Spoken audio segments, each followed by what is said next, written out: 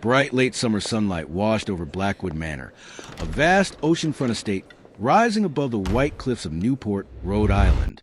Rose gardens curved around glass conservatories, while Atlantic waves struck the rocks below with enough force to shake the lower windows.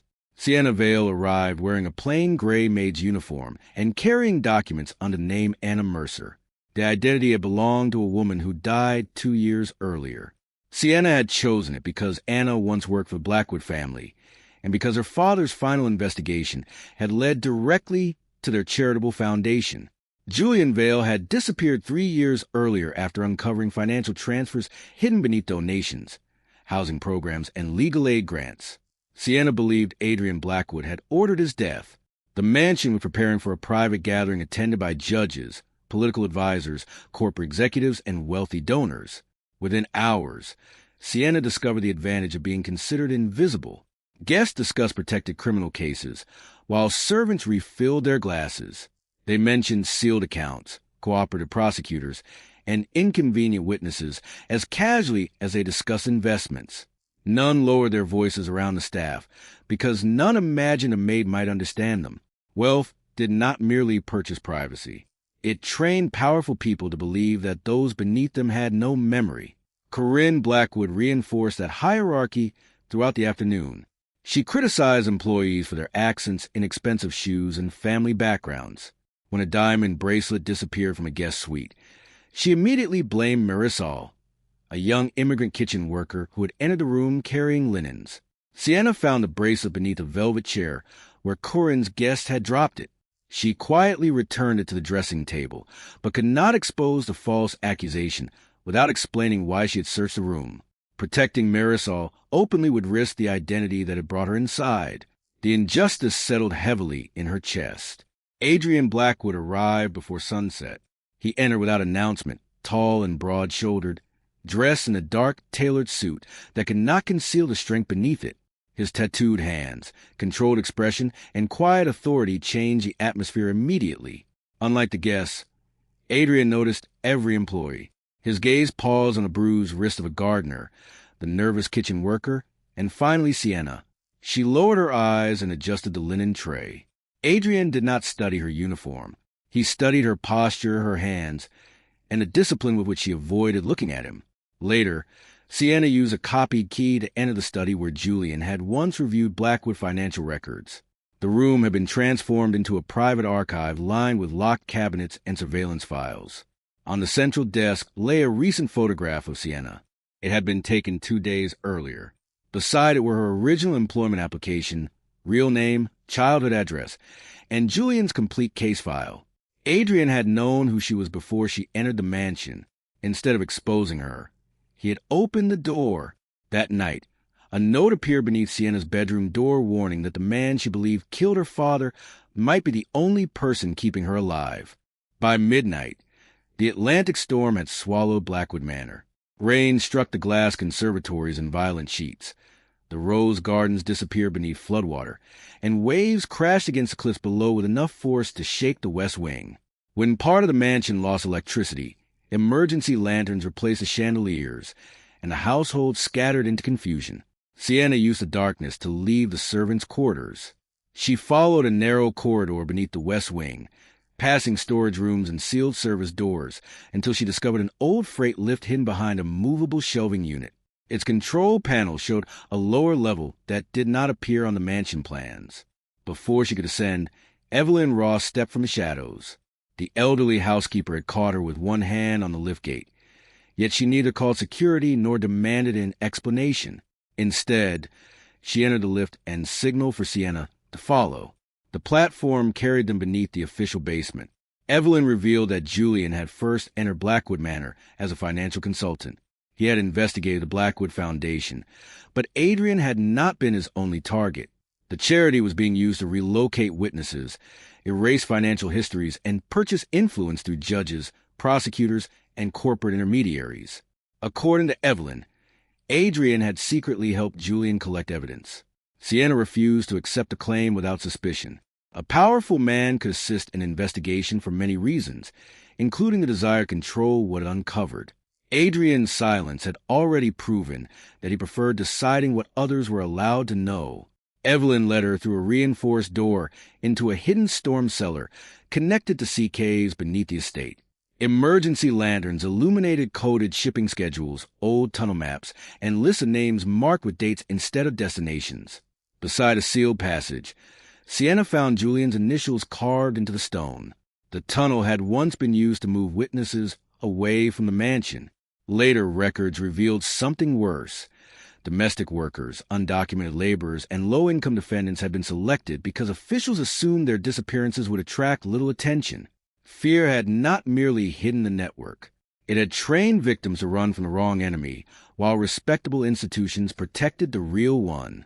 Inside a rusted cabinet, Sienna discovered Julian's damaged audio recorder. Most files were corrupted, but one surviving fragment identified Adrian as an intended assassination target on the same night Julian disappeared. Someone inside the mansion had planned to eliminate both men. Footsteps sounded above them. Evelyn explained that several armed guards answered directly to Corinne, not Adrian. Before they could return to the lift, floodwater burst through the sea cave entrance and spread across the cellar floor. Sienna and Evelyn escaped through an old wine passage as water climbed behind them. Adrian waited at the exit. He did not expose Sienna or question Evelyn. He simply handed her the missing section of Julian's recorder.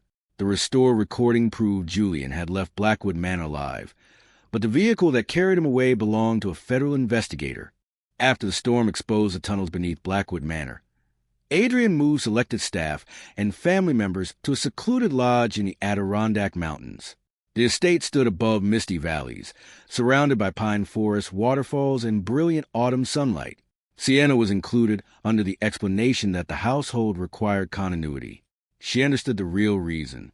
Adrian wanted her close enough to protect, and close enough to watch. The lodge soon filled with judges, attorneys, corporate representatives, and political intermediaries attending a private legal strategy meeting. Miles Harrell coordinated the gathering with polished efficiency, distributing sealed files while discussing missing witnesses as administrative liabilities. Sienna moved through the rooms carrying coffee and documents. Once again, the guest treated her uniform as proof that she could not understand them. She overheard plans to destroy sealed records, discredit surviving witnesses, and manufacture criminal histories for anyone who resisted. Institutions often punish people not because guilt had been proven, but because innocence was too expensive to defend. Adrian quietly left the protected office unlocked for her. Inside, Sienna found Julian's photographs and surveillance reports bearing her real name. Adrian confirmed to the records that he had recognized her before she entered the mansion. He had allowed her inside because someone had already placed a contract on her life. Sienna refused to accept secrecy as automatic protection. Adrian's files showed that he had monitored her movements after Julian disappeared. His surveillance prevented 2 staged arrests and an attempted abduction, but also meant he had controlled what she was permitted to know about her own danger. Saving someone without their consent could still become another form of possession. A separate archive revealed that Anna Mercer had been real. She had worked for the Blackwoods and disappeared after witnessing illegal financial transfers. The identity documents Sienna used had not been abandoned by accident. Anna's name remained attached to a dormant execution order. By entering the mansion under that identity, Sienna had unknowingly reactivated it. Miles soon realized that someone was accessing the sealed records. At the same time, Dante Blackwood encouraged Adrian's captains to distrust him. Several believed Adrian had weakened the organization by protecting employees and witnesses instead of eliminating them. Sienna discovered that Julian had transferred evidence into a portable archive hidden inside an abandoned railway station in Vermont. Before she could leave the office, gunfire struck the lodge windows. A sniper attack forced the household into chaos. Adrian's guards divided, with some securing escape routes, while others deliberately blocked them. Sienna used the service tunnels to guide injured workers toward a narrow access road beside the waterfall. Along the way, she dragged one of Adrian's men away from a collapsing stairwell, the same man who had earlier dismissed her as only a maid. The assault proved the attackers possessed Adrian's private security plans. Miles disappeared during the evacuation. A recovered phone identified the next target as Julian's railway archive in Vermont. Before they departed, Sienna received a current photograph of her father standing beside Miles Harrow, alive, restrained, and waiting inside the abandoned station. Cold afternoon rain followed Sienna, Adrian, and Evelyn into rural Vermont. The abandoned railway station stood beside a river gorge, surrounded by golden forests and rusted bridges disappearing into mist. Its cracked platforms and collapsed ticket hall suggested decades of neglect, but the lower maintenance level told a different story. Behind a sealed freight door, they found restored rooms with working lights, medical supplies, secure communications equipment, and reinforced archive cabinets. The Blackwood family had once used the station to transport cash and protected witnesses beyond official routes. Sienna found Julian inside one of the hidden rooms.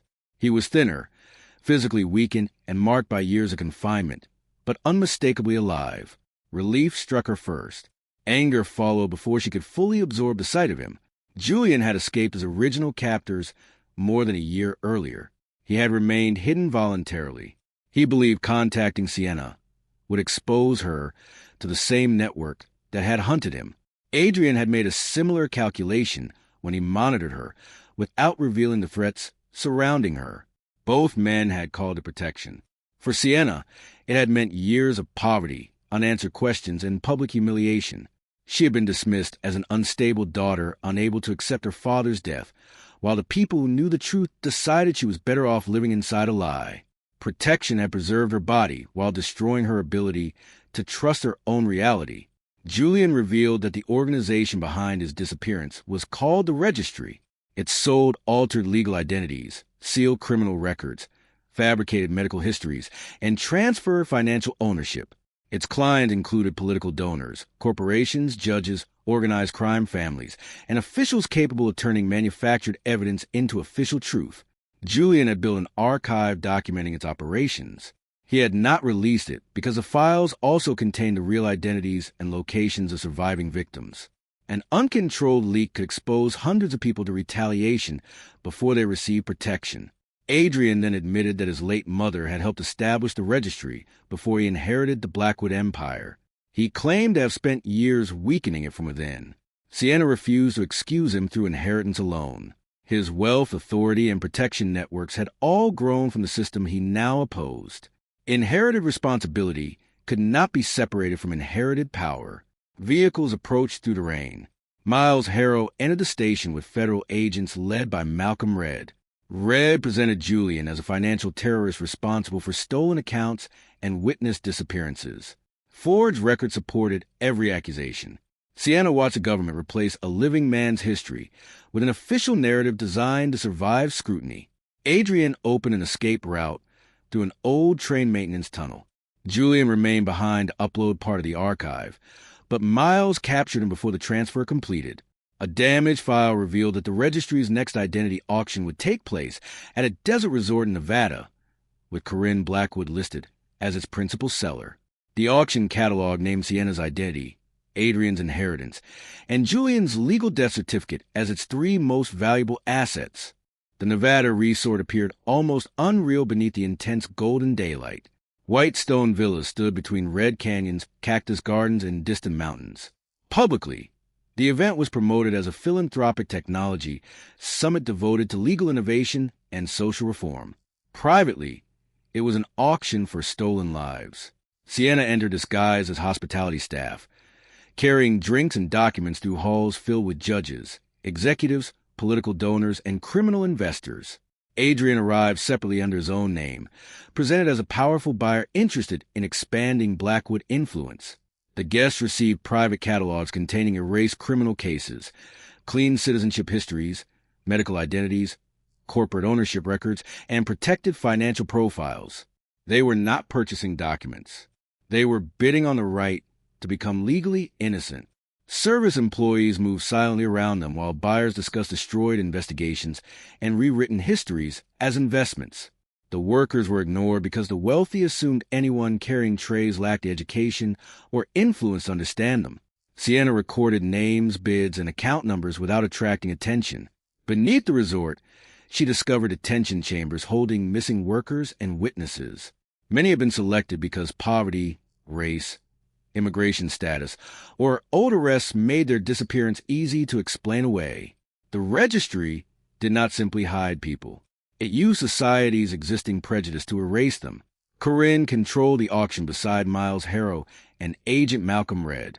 She viewed Sienna's assumed status as proof of insignificance, never realizing the maid moving through the room was the most valuable identity in the building. Adrian publicly supported the sale to gain access to the master archive. His performance was convincing enough to make Sienna question whether he would truly destroy the empire that had given him power. She reached an underground records chamber and found Julian imprisoned inside. He revealed that Sienna's mother had once worked for the Registry. Years earlier, she had secretly created a fail-safe link to Sienna's biometric profile. No transfer of ownership could be finalized without Sienna's authorization sequence. Sienna had not merely been hunted as a witness. She had been raised unknowingly as a final security key. Adrian admitted that his mother had arranged the Vale family's involvement before Sienna was born.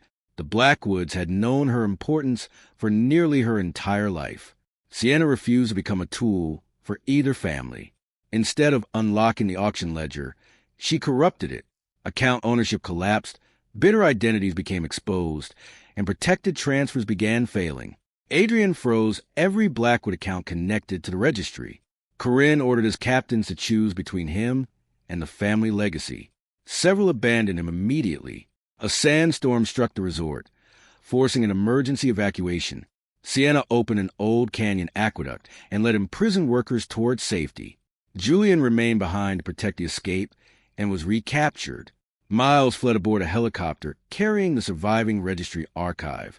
Its destination was a private winter estate where Adrian's supposedly dead mother was waiting to reclaim the Blackwood Empire. The helicopter trail ended in Colorado, where a private estate stood between frozen lakes, pine forests, glass pavilions, and snow-covered mountains beneath sharp winter daylight.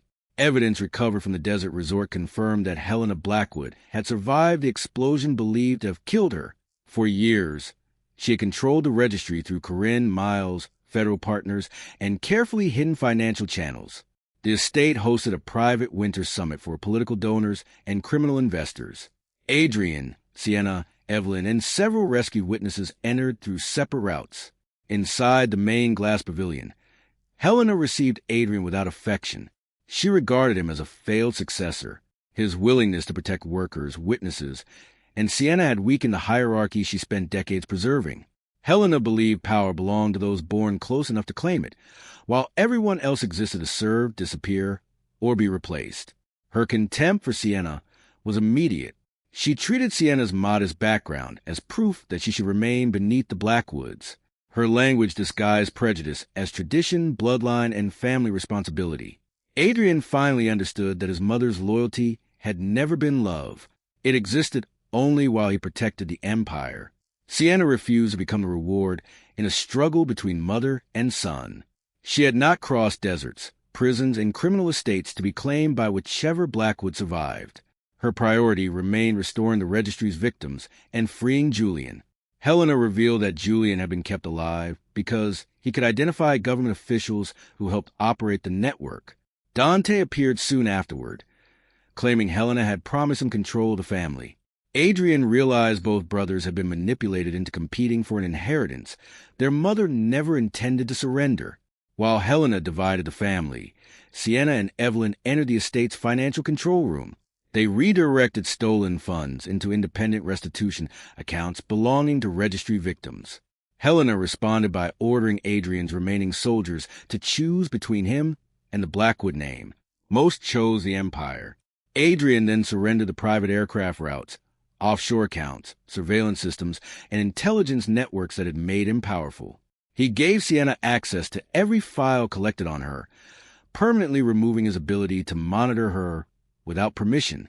For the first time, protection required him to surrender control rather than expand it.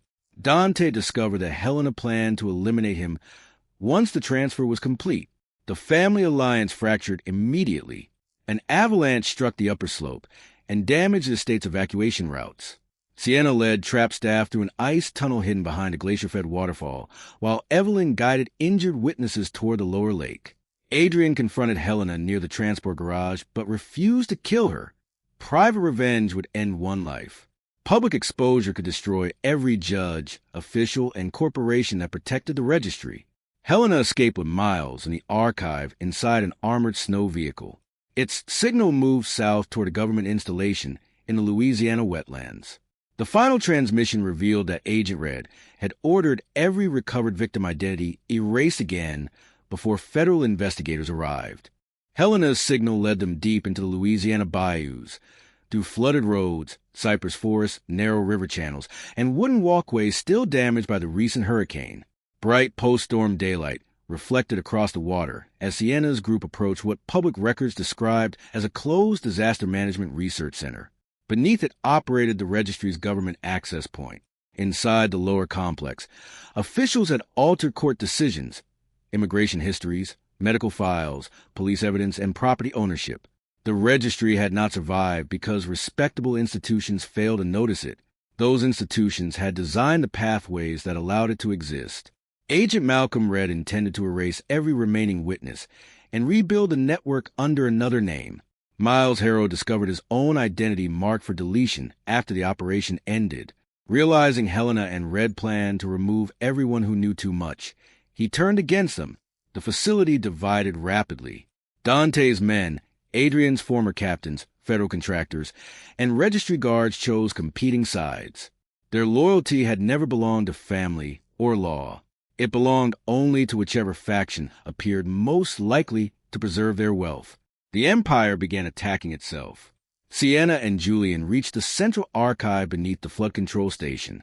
Her mother's biometric failsafe opened the first security layer, while Julian's financial code unlocked the protected records. Sienna finally understood that the unusual number sequences and identity exercises her mother taught her during childhood had been survival instructions. Evelyn began matching missing workers with their original legal records.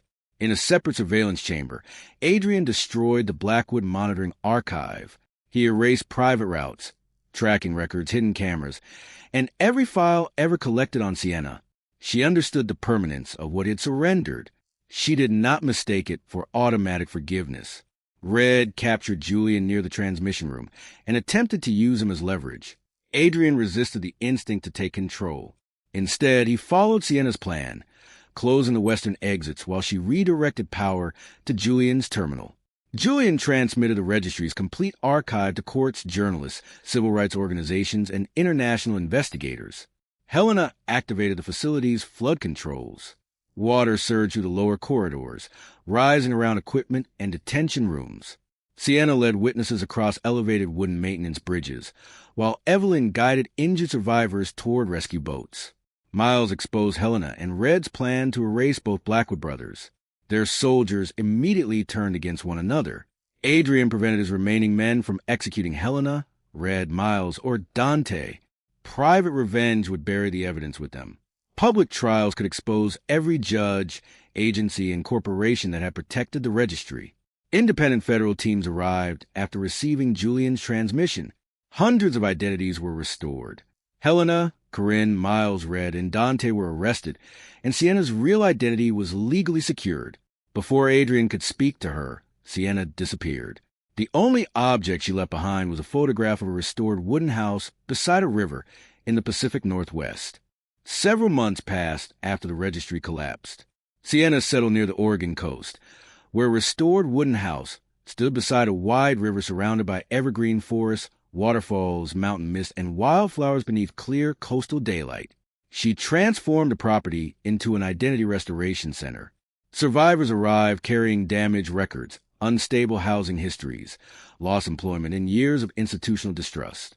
Inside the center, they received legal assistance, employment support, housing referrals, and full control over every recovered document connected to their names.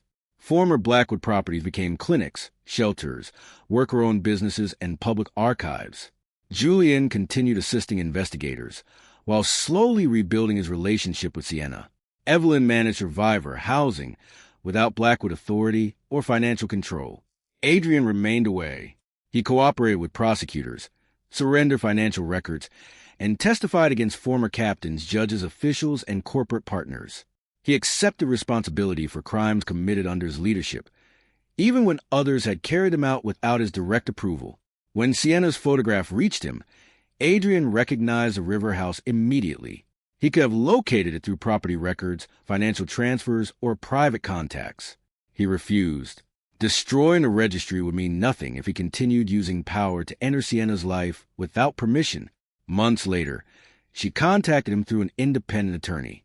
Adrian traveled to Oregon alone. He brought no guards, weapons, gifts, or demands. When he reached the property, he waited beyond the entrance until Sienna chose to meet him. She did not offer immediate forgiveness.